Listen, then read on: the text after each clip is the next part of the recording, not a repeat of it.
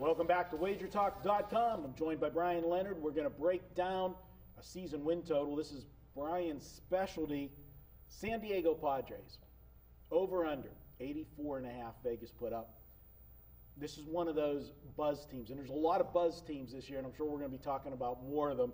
And we're going to be in Arizona in a couple of weeks, Bryan. One of the teams that I'm very excited about going to see is, and San Diego's a team that plays in the Cactus League, so we'll get to see them probably too. But I'm excited to see the Cubs when we get to see them, because there's no team that's getting more buzz right now than the Chicago Cubs, with all the additions, the young prospects and everything. But that's for another video. This one is the Padres. They showed some life last year.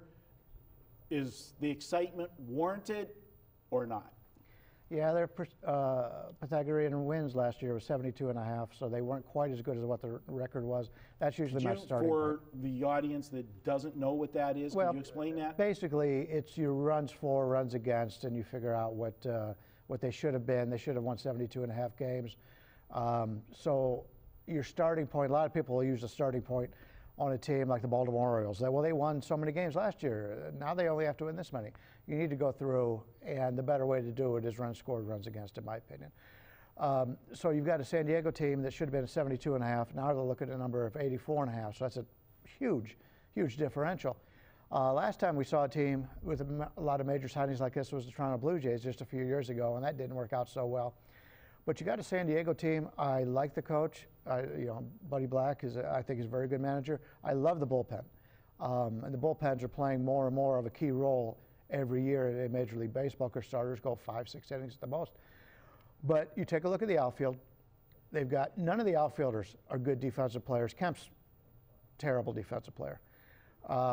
Upton's a power guy, expected to only hit 24 home runs there. That takes away one of the big advantages for Upton. Kemp played very well down the stretch last year. Hip problems. He's going to be injured. He's not going to be able to play that many games. And then you got Myers playing out there in center field. He's not a center fielder. Saw him here playing in the minor leagues in Las Vegas when they come to visit. But he's not that great. And when you look at why would Tampa Bay want to trade the Rookie of the Year from a couple of years ago with a club-friendly contract, get him out of the league? I think there's some personality problems there. I do like the depth in the outfield for San Diego, but the offense and the defense basically counteract each other. A lot of people haven't talked about that. And the infield, none of the infielders can hit. Jerko had that one good year where he hit for some power, but other than that, they don't not a very good infield. The starting pitchers, they could be good when they're healthy, but they haven't been. And you take a look at, Cashner's out there. He's a great pitcher when he's healthy, but he's rarely healthy. Josh Johnson, we haven't seen anything out of him for the last few years. Ian Kennedy's a fly ball pitcher. He's probably the most consistent starter. He's lucky to play in that division because he gets to play in the, places where these fly ball tendencies aren't going to hurt him. Brandon Morrow they signed. He's probably going to play in the bullpen, but he's another injury-prone player. When he's healthy, he's got terrific stuff. He's got terrific stuff. He'll probably work out better in the bullpen. Maybe, that might help him. But coming off the injuries, how often will he be available if he's pitching in the bullpen? Then you got James Shields, a guy who's gone 8 straight years, 200 innings or more. He's getting up there in years. Sure, he's going to be helped by playing in San Diego, but he's on the verge. He's one of those things, we see this all the time, an aging pitcher. They sign for a longer contract. He breaks down. So they could, if they're all healthy, San Diego's going to blow away this number and be a playoff contender.